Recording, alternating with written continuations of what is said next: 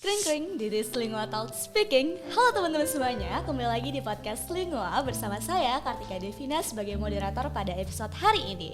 So hari ini kita kedatangan narasumber yang super duper inspiratif sekali, di mana mahasiswa dari FK UNER yang sudah banyak menorehkan prestasi di FK UNER itu sendiri.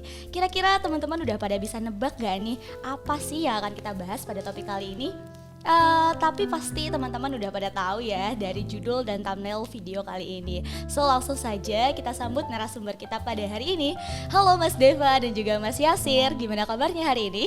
Alhamdulillah sehat. Baik sekali hari ini ya. Oh iya, alhamdulillah. Seharian ini udah melakukan aktivitas apa aja nih? Mungkin boleh dari Mas Yasir dulu berbagi ke teman-teman Lingua pada hari ini. Ya kalau hari ini pagi biasanya bangun tidur, terus sholat, melakukan aktivitas pagi, makan, berangkat, terus ke rumah sakit, ya, rotasi ya, stase bedah onkologi. Setelah itu ya kesini. Oke, kesini berarti udah ada agendanya gitu ya Mas. Yeah. Oke, boleh nih kalau Mas Deva gimana? Ngapain ya? Tadi mungkin kurang lebih kalau paginya kurang lebih sih mirip-mirip ya sama si Asir. Tapi mungkin ya tadi ada kuliah pagi sampai siang. Habis itu ngerjakan sedikit PPT ya untuk sesuatu hal dan ya terus kesini lanjut di Lingua. Oke, sesuatu halnya masih dirahasiakan gitu ya Mas Deva. Dulu saja. Oke teman-teman, meskipun saya sudah mengenalkan narasumber kita pada hari ini secara singkat, tapi kurang afdol nih kalau tidak narasumbernya secara langsung kenalan kepada teman-teman semuanya. Nah, boleh nih Mas Deva atau Mas Yasir, nanti setelah ini kita kenalan dulu ke teman-teman yang sedang menonton Lingua Talks hari ini. Kita boleh kenalan dari Mas Yasir dulu. Oke, jadi teman-teman kenalin, namaku Muhammad Yasir Syafaatullah, bisa dipanggil Yasir. Jadi aku dari angkatan 2019 dan kelas B2, kelas dengan pressure akademik paling enak. Oke, kalau Mas Deva, boleh Mas Deva? Oke, halo semuanya teman-teman Lingua Talks. Perkenalkan ya, nama aku Deva Fitra Firdaus Anwar. Aku biasa dipanggil Deva, dari angkatan 2022 kelas A1. Oke, mas-masnya keren-keren banget dan ternyata beda angkatan ya Mas ya. Oke, terima kasih banyak Mas Deva dan juga Mas Yasir yang sudah berkenan untuk menyapa teman-teman Lingua Talks pada hari ini. So hari ini kita akan membahas dan mengupas tuntas informasi terkait dengan lomba-lomba yang ada di Fakultas Kedokteran Universitas Airlangga.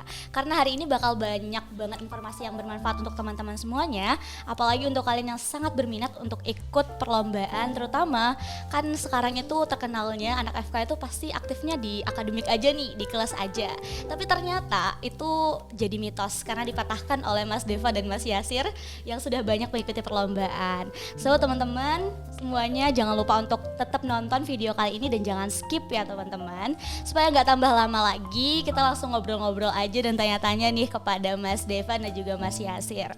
Oke, kita sebenarnya penasaran juga, Kartika juga penasaran. Gimana sih Mas pengalaman Mas-mas berdua ini untuk mengikuti kompetisi selama di perkuliahan dan apa saja sih perlombaan yang pernah diikuti? Mungkin dari Mas Deva, silakan. Oke, boleh. Jadi mungkin kalau misalkan ditanyakan terkait kompetisi atau perlombaan ya. Jadi sebenarnya aku dari SMA udah punya kebiasaan memang untuk sering ikut di perlombaan gitu. Jadi memang aku waktu di SMA itu gampangnya orangnya itu nggak terlalu aktif organisasi. Jadi aku dulu tuh kayak belajar, udah biar nggak gabut, sekalian ikut lomba-lombaan gitu. Tapi waktu di perkuliahan memang aku pengen meneruskan tren tersebut disertai dengan beberapa aktivitas lain pastinya di organisasi. Nah kalau misalkan ditanyakan nih terkait tentang pengalaman ke perlombaan ya, karena mungkin aku masih 2022 mungkin nggak yang sebanyak Mas Asir ya. Mas Asir mungkin udah segunung nih buat pengalaman di perlombaan gitu. Tapi kalau dari aku mungkin alhamdulillah kemarin udah ikut beberapa perlombaan. Salah beberapanya ada yang pertama kemarin ada lomba aorta ya di Universitas Hasanuddin. Alhamdulillah dapat honorable mention di lomba itu. Kemudian itu lomba anatomi ya. Kemudian ikut perlombaan yang dilaksanakan UNER, ada info di fisiologi ya. Kemarin alhamdulillah dapat juara 1 dan juga dapat nilai terbaik nomor 5 individu ya. Terus alhamdulillah kemarin juga dapat kesempatan untuk mewakili FK UNER berangkat ke Thailand di Chiang Mai University untuk ikut perlombaan CMU Clinical Anatomy dan alhamdulillah dapat juara 2. Oke, keren banget. Agak shock ya dengan prestasi yang keren banget ya teman-teman ya. Gimana deh kalau Mas Yasir sendiri? Ya jadi sebenarnya Deva ini keren loh karena dia angkatan 2022 tapi udah bisa menang dia nasional internasional gitu ya. Jadi tapi overall aku sebenarnya mirip sama Deva. Jadi aku mungkin dari SD ya udah suka ikut-ikut lomba gitu. Entah kenapa kayak rasanya itu challenging gitu. Kayak ada sesuatu yang Menantang. Iya menantang, yang mungkin nggak bisa aku dapatkan saat di kelas atau mungkin kuliah-kuliah biasa itu pertama. Terus kalau untuk list prestasi sebenarnya aku udah mulai ikut lomba-lomba, terutama di FK ya itu mulai 2020 ya yang aktif yang maksudnya yang jadi delegasi gitu yang berangkat. Itu ya ada lomba akademik, ada lomba non akademik, terus ya ada lomba yang nasional, regional, internasional. Ya mungkin aku nggak sebutin semuanya, mungkin tak sebutin yang menurutku cukup ini aja, cukup berkesan dan cukup punya memori ya Mas Iya, ya. memori. Mungkin pernah juga juara 2 MTQ itu. Tapi waktu itu karena pandemi ya, online Zoom. Terus pernah juara ini ya, yang baru-baru ini juara 2 sama gold medal Simpik tuh yang di Thailand itu juga yang lomba mikro parasit sama imun. Terus mungkin juga sama satu lagi kalau aku boleh milih sama RMO yang infectious disease juara 1 juga itu regional. Mungkin itu yang bagiku berkesan ya Mas. Iya. Oke, Masya Allah banget dan keren banget ya teman-teman prestasi dari kedua mahasiswa FK UNER hari ini gitu. Dan kalau Kartika lihat-lihat itu berarti mas-masnya ini lebih suka ke bidang olimpiade ya Mas ya. Nah kenapa sih mas-masnya tertarik untuk ikut perlombaan di bidang olimpiade? Boleh gantian aja nih Mas. Monggo silakan Mas Deva. Oke. Mungkin kalau dari aku sendiri, mengapa aku memang ingin memasukkan diriku itu ke dunia olimpiade gitu. Karena mungkin yang pertama aku merasa kalau ikut olimpiade itu aku setidaknya ada suatu hal lebih yang mungkin aku pelajari terlebih dahulu daripada teman-teman yang lain gitu. Dan itu bukan kayak menurutku atau membuatku merasa aku lebih pintar atau lebih jago, tapi membuatku merasa kayak aku meluangkan lebih banyak effortku untuk mempelajari suatu hal yang baru yang mungkin nanti bisa lebih bermanfaat untuk aku ke depannya gitu. Jadi mungkin itu yang membuatku biasanya kayak terus nge-push di olimpiade, karena nggak mau kan kita di olimpiade harus meluangkan waktu belajar lebih banyak gitu. Dan aku ngerasa waktu belajar itu nggak akan ada yang pergi sia-sia seperti itu. Kemudian hal yang kedua, aku suka banget atmosfer kompetisinya itu. Jadi kompetisi di olimpiade itu mungkin karena kita nggak yang go head to head secara langsung kayak debat gitu ya. Jadi kayak kita itu kerja sendiri-sendiri, tapi kita desainkan antara satu dengan yang lain. Jadi atmosfernya itu, adrenalinnya itu yang kayak bener-bener nagih banget gitu untuk ikut lagi dan lagi gitu. Dan mungkin itu yang juga dirasakan sama Mas Yasir pastinya. Dan menurutku kayak atmosfer di olimpiade itu yang worth untuk dicoba banget buat teman-teman semuanya nantinya. Okay. Mungkin yang ketiga, kalau menurutku sendiri kalau di olimpiade itu ya kita bisa dapetin baik itu pengalaman untuk diri kita sendiri maupun pengalaman untuk bertemu dengan orang lain, orang-orang hebat di luar sana seperti itu. Karena menurutku pastinya salah satu forum ya yang dimana kita bisa bertemu dengan orang-orang dari univ lain, mungkin salah satunya adalah di olimpiade. Dan mungkin di olimpiade juga kita bakal bertemu dengan manusia-manusia hebat dari univ-univ lain, dan menurutku itu salah satu special occasion juga yang mungkin gak akan kita selalu dapatkan di setiap harinya gitu sih. Oke, menarik banget statementnya nih Mas. Mas Yasir boleh nih kenapa bisa tertarik ke bidang olimpiade? Jadi kalau aku pribadi mungkin ya hampir mirip sama Deva juga. Tapi mungkin yang perlu tak highlight mungkin yang pertama. Jadi aku paling ingat itu dulu waktu pertama kali ikut lomba Simpik ya, lomba mikroparasit imunnya. Dulu itu waktu aku semester 3 kan ada farmakologi ya. Kan ada membahas tentang antibiotik. Nah, itu aku kayak masih kurang paham gitu ya. Terus kayak waduh, kalau aku misalkan jadi dokter nanti kan antibiotik ini cukup penting ya, karena infeksi kan luas bidangnya lah. Aku terus kayak yaudah deh aku coba ikut seleksi Simpik ya, supaya aku belajar dan supaya aku bisa lebih paham gitu. Jadi ya gitu, jadi ya mirip sama Deva kayak menambah pemahaman dan supaya apa ya bisa lebih dalam lagi itu menguasainya. Itu yang pertama. Terus yang kedua bener deh, vibes atau atmosfer kompetitifnya olimpiade itu sangat-sangat nagih gitu. Ya, walaupun kayak deg-degannya, terus kayak apa ya, gemeternya waktu pengumuman itu sangat-sangat worth it untuk diulang gitu loh. Itulah kenapa aku sampai DM2 yang terakhir kemarin kan 2024 bulan Januari itu masih ikut Simpik ke Thailand ya, karena tuh vibes-nya itu memang kayak worth it untuk diulang gitu. Terus yang ketiga juga benar juga Deva, kalau kita di olimpiade itu bakal ketemu orang-orang hebat-hebat, orang-orang pinter-pinter dan orang-orang yang menurutku itu kayak beyond average gitu, di atas rata-rata. Jadi aku kadang mereka itu tak pakai sebagai patokan atau ukuran dulu kayak parameter lah, maksudnya kayak mereka lo bisa menguasai itu, mereka lo bisa menang, mereka bisa kayak paham banget kok aku cuma segini pemahamanku. Jadi it motivates me gitu loh, kayak bisa apa ya, Memacu develop, ya Mas. Oke. bisa lebih berkembang lagi gitu. Oke, keren banget ya. Ternyata kakak-kakaknya ini tertarik untuk ikut Olimpiade karena vibes yang adrenalin banget dan juga bisa menambah ilmu pengetahuan lebih lanjut nih. Nah, Kak, kita mau tahu nih, apa sih suka duka selama aktif mengikuti kompetisi? Pasti punya lah ya suka dan dukanya. Mungkin bisa di-share ke kita momen suka dukanya selama aktif mengikuti kompetisi. Mungkin dari Mas Yasir dulu. Ya oke, mungkin dukanya dulu ya. Karena ya namanya manusia, tempatnya pasti nggak sempurna ya, kayak selama aku ikut Olimpiade ya pasti ada menangnya, pasti ada kalahnya. Yang dukanya sih ya jelas ya pasti kalah. Tapi kayak ya apa ya, walaupun duka tapi pasti ada hikmahnya gitu. Kayak aku walaupun kalah itu pasti menemukan suatu hikmah di balik kekalahan itu. Jadi pernah kayak ini info ya, tapi tahun 2021 kan Deva kan 2023 ya. Jadi aku waktu itu info tahun 2021 online kan lewat Zoom. Itu kan ada pas babak final kalau nggak salah ya. Itu kan ada satu pertanyaan tentang paru-paru kalau nggak salah ya, tentang faal paru ya. Itu aku sama salah satu kakak tingkat. Jadi kan kita bagi materi ya sama adik tingkat juga. Jadi kebetulan faal paru itu bagiannya kakak tingkat. Nah, kan ini soal faal paru jebret. Nah, aku sebenarnya udah nemu jawabannya. Tapi aku nggak berani ngomong karena aku merasa kayak waduh ini kan materinya kakak tingkatku, ya wis biar dia yang jawab kan. Nah, ternyata kakak tingkatku jawabannya salah dan jawabanku bener. Jadi terus ya wis akhirnya kita nggak lolos ke babak selanjutnya. Tapi ya apa ya, kayak aku terus dibilangin sama adik tingkatku, wis nggak apa Mas, kita itu sebagai seorang muslim, kita itu kalau nggak syukur ya sabar. Wah, aku terus ya akhirnya ya menerima gitu.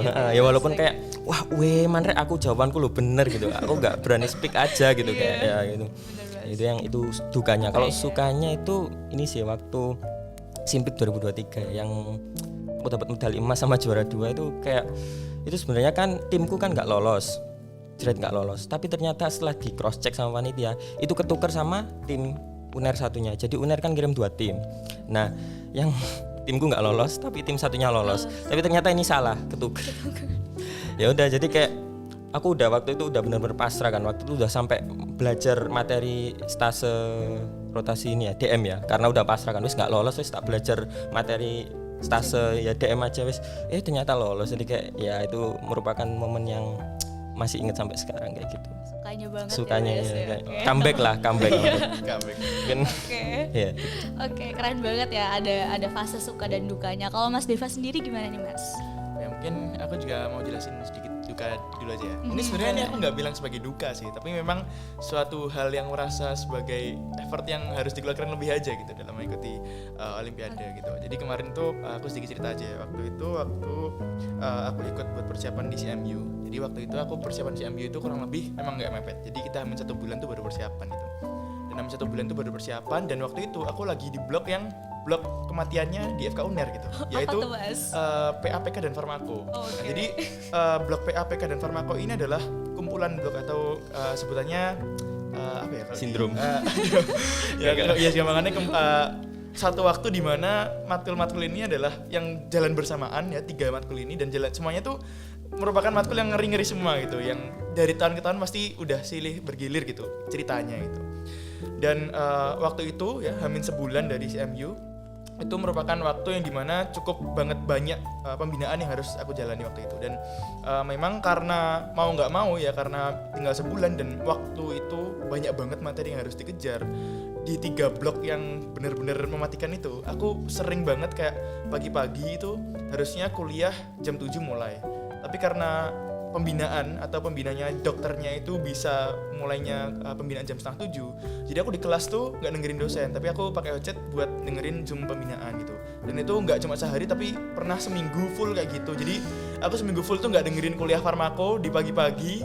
Mungkin teman-temanku juga Nabil ini ada yang tahu ya, kayak pagi-pagi pasti aku headsetan, pokoknya lihat HP karena lagi ada pembinaan. Dan itu menurutku benar-benar agak kesan banget, karena pada saat teman-temanku mereka mulai membahas materi buat UTB UAB, kayak ini materi tentang apa ya, aku kayak belum pernah denger gitu ya Allah gitu. Jadi memang ya menurutku ini adalah sedikit duka kalau misalkan memang ya kalau buat pembinaan seperti ini, apalagi yang waktunya cukup mepet tuh banyak banget hal-hal yang kadang-kadang harus kita korbankan gitu, dan salah satunya adalah perkuliahan. Tapi kembali lagi gimana cara kita buat bisa nge-backup tadi dan juga buat bisa ngejar lagi gitu. Dan salah satu cara ngejar ya pas udah lumayan mepet ke UTB, atau mungkin kayak aku waktu ada selang kosong waktu, ya aku kejar waktu untuk mempelajari materi-materi yang aku ketinggalan gitu. Jadi ya cara belajarku ya pastinya tanya ke teman-teman yang mereka dengerin di kelas gitu, atau poin-poin penting yang dikatakan oleh dosen. Dan menurutku itu adalah salah satu pengalaman yang menurutku sedikit duka ya, tapi menurutku ya bukan duka juga sih, karena ya termasuk dalam perjalanannya gitu.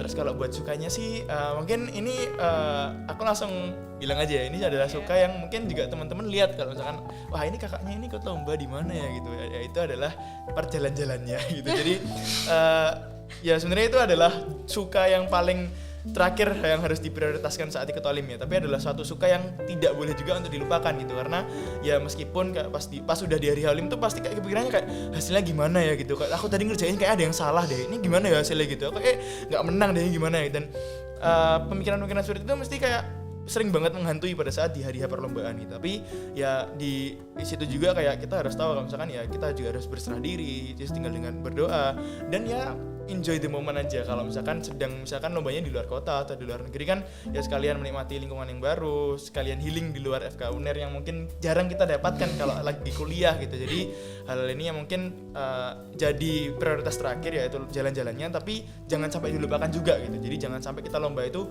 full stress aja tapi nggak menikmati apa yang kita dapatkan selain dari kuliah.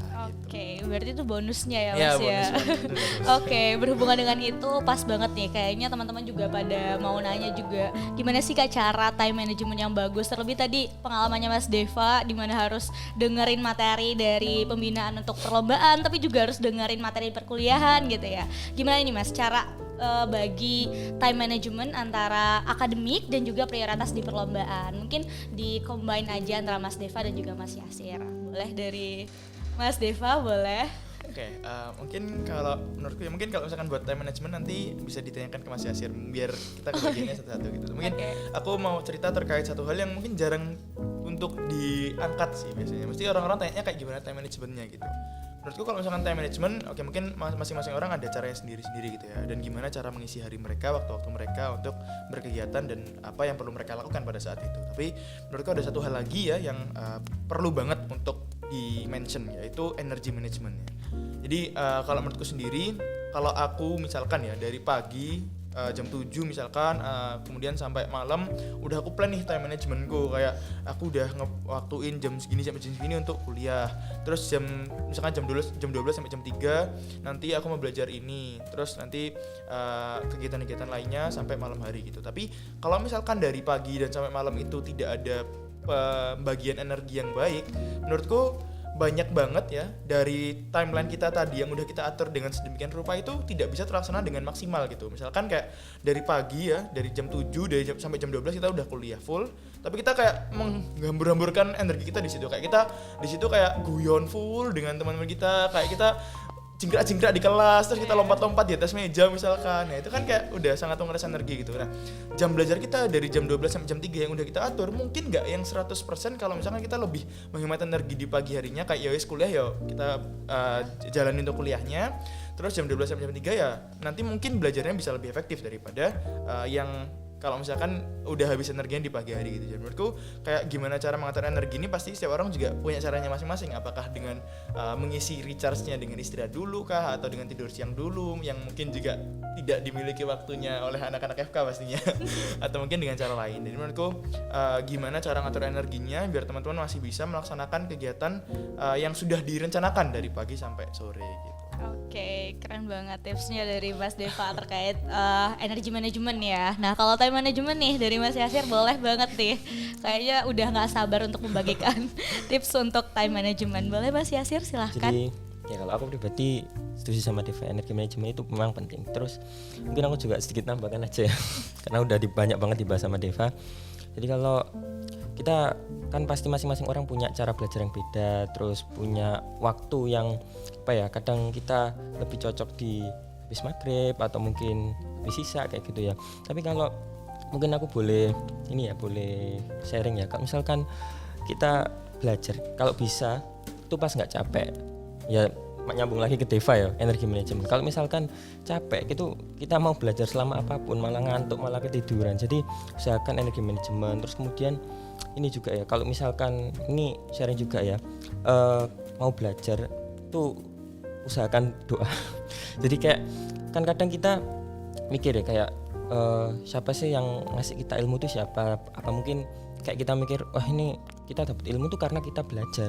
Enggak, kita dapat ilmu itu karena Allah yang ngasih kita ilmu gitu. Makanya kalau aku pribadi kayak ya nekanin kayak setiap mau belajar doa. Karena gini, menurutku kalau misalkan katakan kita belajar ya, itu satu topik misalkan dikuasai dalam 3 jam, itu bisa kita kuasai dalam 1,5 jam jika barokah gitu. Jadi kayak apa ya, menurutku itu sesuatu yang nggak boleh dilupakan dulu. Kayak kan kadang banyak yang tanya time manajemen atau apa gitu kan ya, tapi lupa kalau misalkan yang ngasih ilmu itu Allah, yang ngasih pemahaman langsung dong itu Allah. Kan kadang mungkin kita pernah ya suatu waktu, mungkin Deva juga pernah atau mungkin Katika juga pernah kayak oh ternyata gini, kayak aku juga pernah sering kayak oh ternyata gini dah, aku selama ini kok gini kan, kayak gitu kan ya. Nah itu kan kadang kita pahamnya tuh dongnya tuh cepet. Nah itu siapa yang ngasih dong? Nah Allah, kayak gitu. Jadi menurutku kalau aku pribadi nggak yang nekanin time management, karena menurutku itu personal banget gitu loh. Kayak kadang kesibukannya juga beda-beda kan. Ada yang kayak misalkan malamnya itu mungkin dia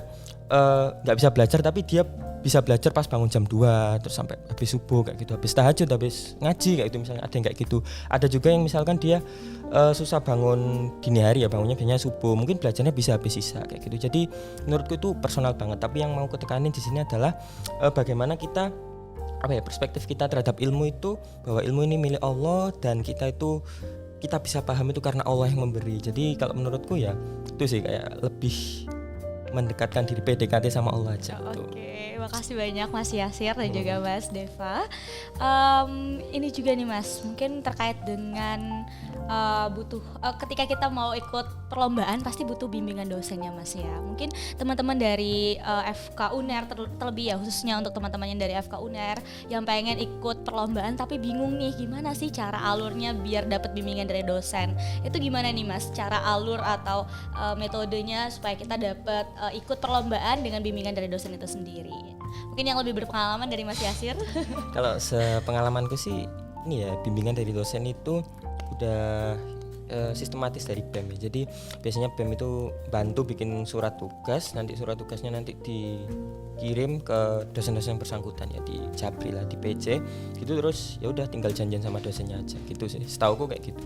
Oke Mas, kalau Mas Deva sama ternyata. Oke, kalau aku kurang lebih sama sih kayak Mas tadi ya. Jadi kalau sekarang itu alhamdulillahnya di BMKMK UNER itu ada salah satu departemen yang memang mengurusi terkait hal ini gitu. Jadi kita ya kalau misalkan alhamdulillahnya dapat bagian menjadi delegasi nantinya, kita tinggal koordinasi bersama dengan pihak BEM-nya untuk kemudian para dosen yang memang sudah ada surat tugasnya untuk membimbing kita gitu. Jadi kita udah nggak terlalu harus mikir banget kayak nanti harus membimbing gimana siapa gitu aja ya. Soalnya kadang-kadang juga udah ada rekom kayak oh ya kalau buat materi ini coba ke dokter ini gitu buat minta materinya, kalau lebih kayak gitu. Oke, terima kasih banyak Mas Yasir dan juga Mas Deva. Tentunya kalau misalkan berarti teman-teman mulai sekarang jangan takut untuk mengikuti perlombaan ya, dan takut karena aduh aku harus dibimbing sama dosen mana nih gitu. Jadi memang ada SOP-nya masing-masing. Dan satu hal mungkin ya Mas, siapa sih kira-kira role modelnya Mas Deva dan juga Mas Yasir selama ini untuk ikut perlombaan-perlombaan dan aktif selama berkuliah? Mungkin dari Mas Deva boleh. Role modelku salah satunya pastinya Mas Yasir ya. Nah dulu jujur teman-teman semuanya. Jadi dulu waktu aku masih semester 1 atau semester 2 ya, aku lupa gitu. Aku ingat banget. Ini mungkin aku juga belum cerita ke Mas Yasir ya. Mas Yasir juga mungkin belum tahu. Ini first time aku cerita Mas Yasir tentang ke Mas Yasir itu. Jadi dulu banget waktu PBAT ya salam ya. Jadi waktu itu aku sedang nggak ada jadwal PBAT gitu. Jadi teman-temanku yang lain tuh lagi ada jadwal PBAT dan mereka PBAT-nya itu sama Mas Yasir sebagai mentornya. Nah terus aku diajak nih sama salah satu temanku yang di kelompoknya Mas Yasir juga. Dev kamu gabut kan gitu, sini ikut aku gitu, kita denger cerita sama Mas Yasir gitu. Kayak wah sama Mas Yasir ya, kayak masih keren deh, kayak yang sering banget olimpiade gitu. Kayak aku pengen tahu deh gimana ceritanya gitu. Terus Mas Yasir menjelaskan di papan tulis putih gitu di Musgram, Mas Yasir paling masih ingat ya.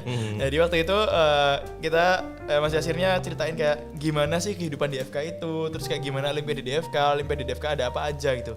Dan menurutku itu kayak first time aku lumayan terbukakan tuh kepalaku terhadap Olimpiade di FK. Terus kayak aku semakin pengen tahu kayak Olimpiade itu ada apa aja gitu. Soalnya aku nggak tahu kalau misalkan FK itu sebanyak itu gitu Olimpiadenya gitu. Jadi ya terima kasih banyak ya buat Mas Yasir dulu, itu salah satu role model pertama aku di Olimpiade di FK ini Mas Yasir pastinya. Dan kedua pastinya ya kalau dibilang pasti dari orang tua aku ya. Soalnya karena dari orang tua aku sendiri belum ada yang di kedokteran, jadi aku benar-benar dibebaskan kayak yes, kalau kamu misalkan ada yang mau ikut ini, selama itu positif, selama itu memberikan dampak yang bagus buat kamu, ya ikut aja gitu. Dan memang karena orang tua aku juga udah tahu kalau dari SMA aku cukup berkecimpung di dunia Olimpiade, jadi benar-benar kayak didorong Le ini kayaknya ada Olimpiade ini, coba kamu liatin ini gitu. Kayak oh iya ternyata ini di FK juga dan bisa diikuti oleh anak FK Uner juga, dan pernah ada yang ikut gitu. Terus aku ngubungin cuttingnya. Jadi memang itu adalah yang benar-benar mendorongku untuk ikut Olimpiade sampai titik ini gitu. Oke, keren banget. Bagaimana dengan Mas Yasir? Aduh. Ini bebas ya? Bebas banget Mas, bebas. Jadi kalau dulu aku mungkin sama kayak Deva, waktu masih maba dulu inget ada namanya Mas Zamzam angkatan 2017. Itu juga aku waktu itu aku lupa acara apa, pokoknya sharing-sharing lah sama Mas Zamzam. Terus kayak wah Mas ini keren kok bisa dapat medali, terus kayak menang Olim gitu kan. Jadi akhirnya aku memutuskan kayak ya wes lah aku ikut jalur yang Olimpiade. Aku memutuskan untuk menerjuni bidang Olimpiade ini. Jadi kayak bismillah wes nanti apakah nanti bisa sesukses Mas Zamzam atau mungkin gagal wes enggak masalah kan, yang penting udah ada, aku berikhtiar lah, maksudnya kayak usaha supaya bisa menjadi lebih baik kayak gitu. Terus mungkin itu yang pertama. Terus yang kedua mungkin Mas Wahid 2017 juga ya. Jadi Mas Wahid ini sih salah satu mentor dalam hal ini ya, sharing agama ya. Jadi kayak aku kalau misalkan ada apa-apa misalkan tentang masalah agama biasanya ke Mas Wahid, dan aku lihat kayak Mas Wahid ini orangnya kayak bagus gitu, kayak istilahnya ya, cocok jadi sebagai kakak tingkat yang mengayomi gitu. Jadi aku merasa kayak wah ini cocok jadi role modelku juga gitu. Terus yang ketiga juga role modelku juga ada adik-adik tingkat yang ya salah satunya Nabil, Deva itu dari 2022. Terus kalau 2021 itu ini ya Ihsan Rifai, Lon. Kalau 2020 itu Daniel Habri, Ahmad Rifai. Jadi aku nggak membatasi role modelku dari kakak tingkat, karena aku juga bisa ngambil pengalaman, juga ngambil suatu ilmu dan ya manfaat dari adik tingkat juga. Oke, keren-keren banget ya untuk motivasi dari role modelnya kakak-kakak semuanya. Oke, mas-masnya semua pasti kalau dalam setiap kegiatan itu kita perlu yang namanya support system ya mas ya. Nah boleh nih ditanya juga gimana nih support system dibalik semua penyemangat lah ya untuk ikut perlombaan, menyeimbangkan semuanya dengan baik sampai akhirnya bisa memenangkan atau mungkin mendapatkan kesempatan yang lebih baik dari sebelumnya. Mungkin boleh dari Mas Yasir dulu.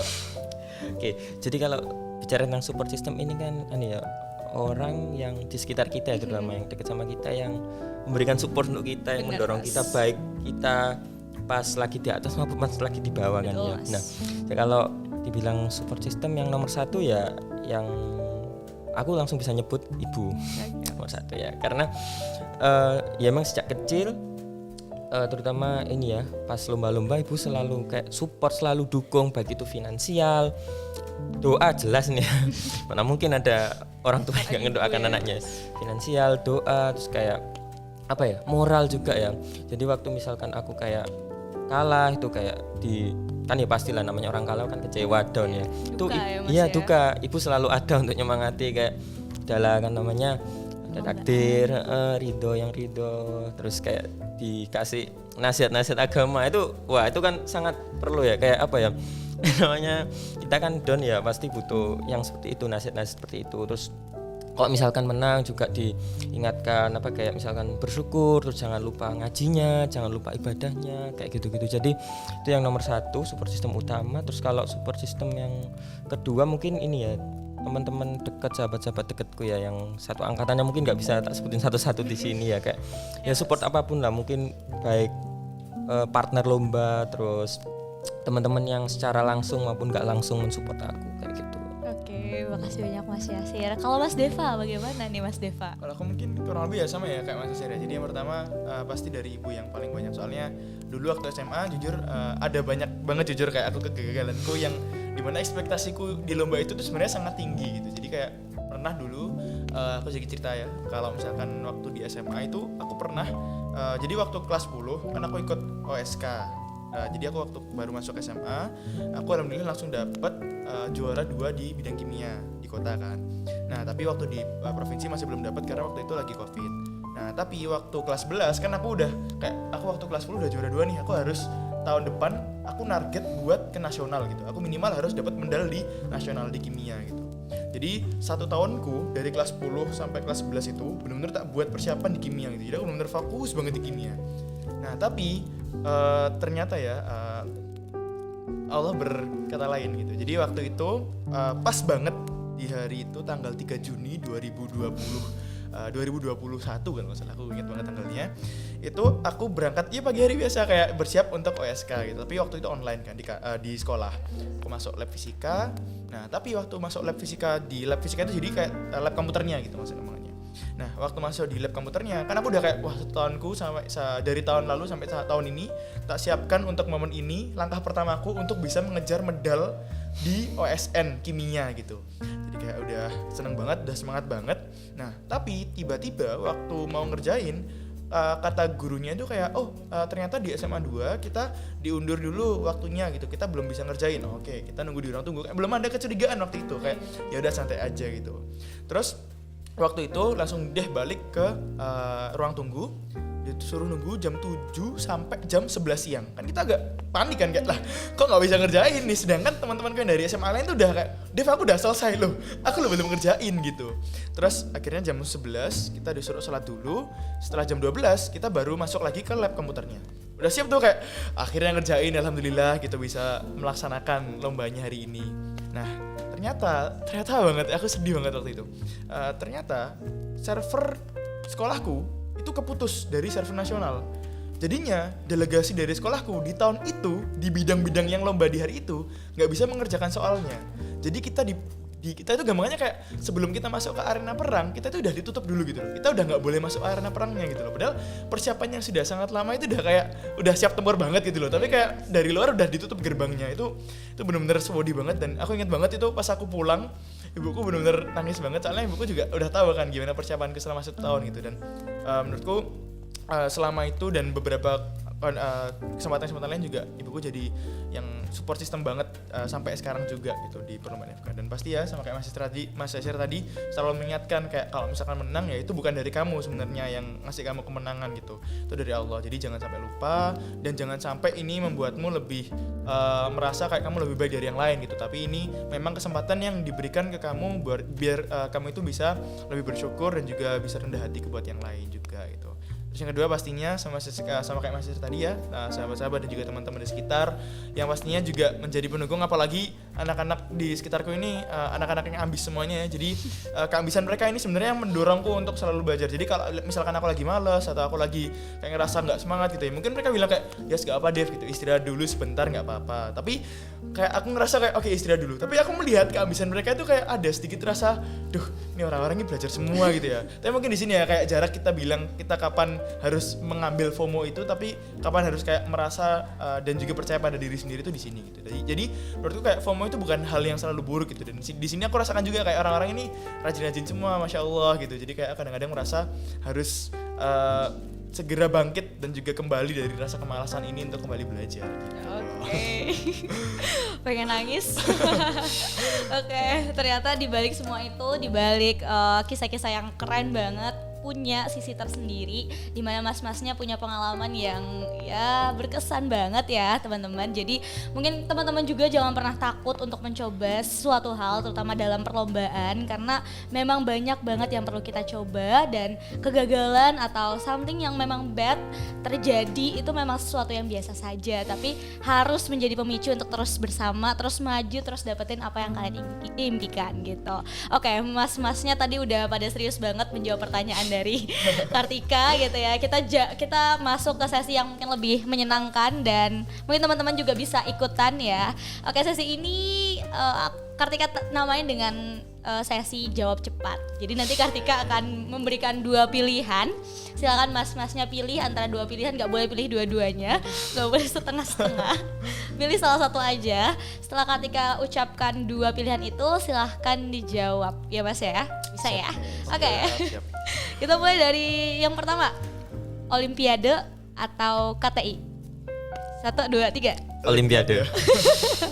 Ya karena pengalamannya Olimpiade semua ya teman-teman.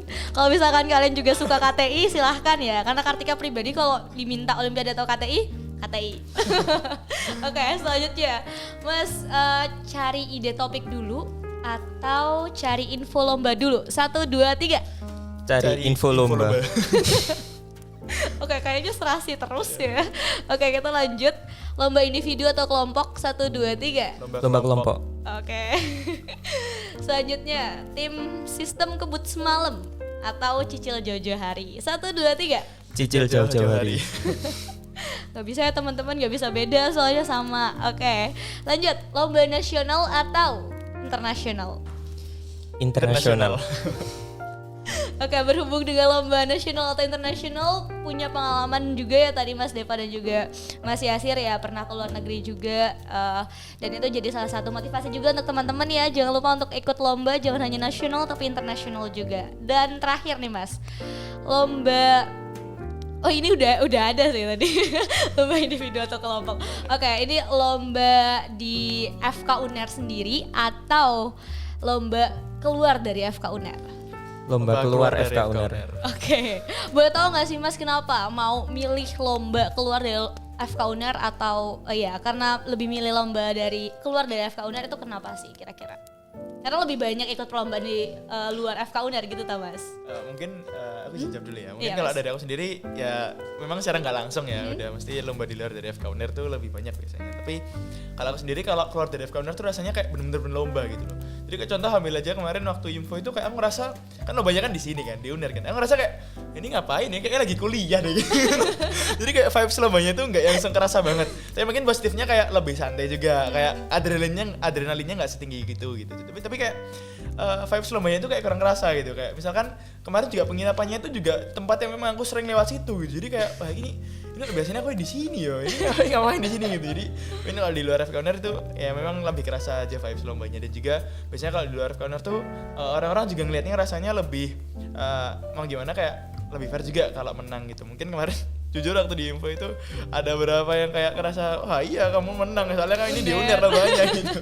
Tapi ya bagaimanapun kan tetap pandangan orang masing-masing gitu. Jadi kita kembalikan ke mereka sendiri. Oke, bener banget Mas Deva. Kalau Mas Yasir? Ya sama ya, jadi karena banyak lomba yang di luar FK UNER juga. Terus itu pertama, yang kedua mungkin kalau dari aku pribadi kalau misalkan lombanya di luar FK UNER itu lebih challenging juga ya, karena kita kan ketemu apa ya di kandang orang, terus ketemu orang-orang luar juga kan, jadi akhirnya kayak lebih challenging gitu kan.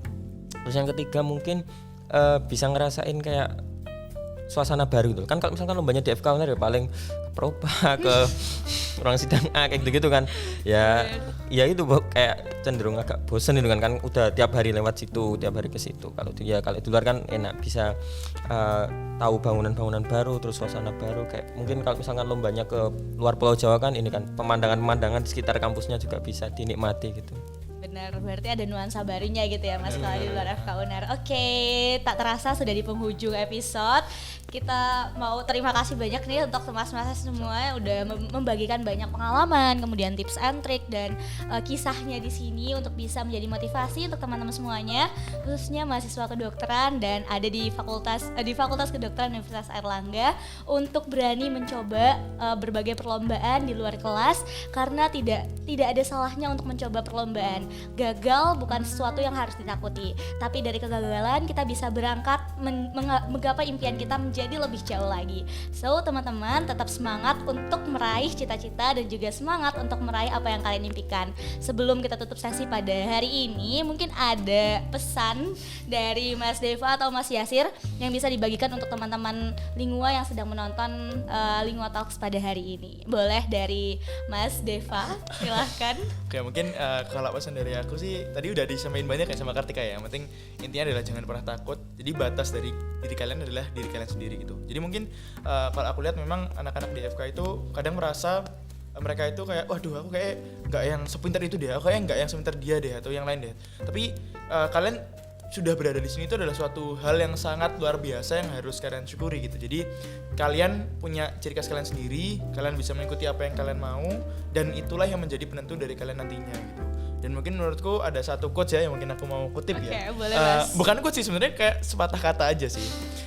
Jadi sepatah kata ini yang membawaku sampai titik ini dari dulu banget. Jadi dari dulu SMP atau SD tuh aku udah selalu menginginkan kata-kata ini selalu gitu. Jadi ini adalah you are what you think. Jadi kalau misalkan kamu merasa atau kamu berpikir bahwasanya kamu hanya bisa sebatas ini, ya udah itu adalah batasmu gitu. Tapi kalau misalkan kamu bilang kepada dirimu sendiri kalau misalkan kamu bisa membuat suatu hal yang jauh lebih besar lagi gitu. Jadi kalau misalkan kamu bilang gitu ke dirimu sendiri, ya itu adalah batasmu. Jadi menurutku ya gimana diri kalian adalah yang kalian pikirkan gitu.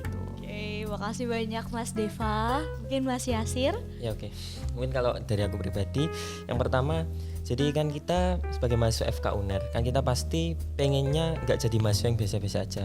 Kan pasti pengen punya something Different. plus gitu ya, something different. Nah, di FK UNER ini ada banyak sekali peran-peran kebaikan yang bisa teman-teman pilih ya. Salah satunya ini adalah Olimpiade. Jadi kalau misalkan kalian memang sudah berkomitmen untuk menerjunkan diri di bidang Olimpiade, ya sudah kalian tekuni, kalian jalani, jangan pernah takut untuk mencoba, jangan pernah meremehkan diri sendiri, dan jangan pernah membatasi diri kalian sendiri. Jangan pernah membuat limitasi untuk diri. Sama kayak Deva yang dibilang Deva tadi, kayak waduh aku bisa nggak ya, aku kok kayaknya nggak sepinter itu. Jangan, kalian wis coba aja. Aku dulu waktu semester 2 itu ikut seleksi, tak ikuti semua wis ya, walaupun ada yang nggak lolos, ada yang lolos. Jadi ya coba dulu aja. Kalau kalian memang udah meniatkan diri untuk menekuni bidang Olimpiade ini, ya wis kalian ikuti aja gitu. Jadi tetap semangat, jangan pernah takut untuk mencoba. Oke, terima kasih banyak Mas Yasir dan juga Mas Deva sudah menyampaikan berbagai motivasi kuat untuk kita semua, terutama menjadi mahasiswa kedokteran yang tidak biasa saja gitu ya. Dan terima kasih banyak sekali lagi saya haturkan kepada Mas Deva dan juga Mas Yasir sudah berkenan menjadi narasumber pada episode Lingua Talks pada hari ini, dan penonton semua yang sudah menyaksikan Lingua Talks hingga selesai ya teman-teman. Jangan lupa follow media sosial Lingua @lppmlingua, dan sampai jumpa di Lingua Talks episode selanjutnya. Stay connected and see you in the next video. Bye bye.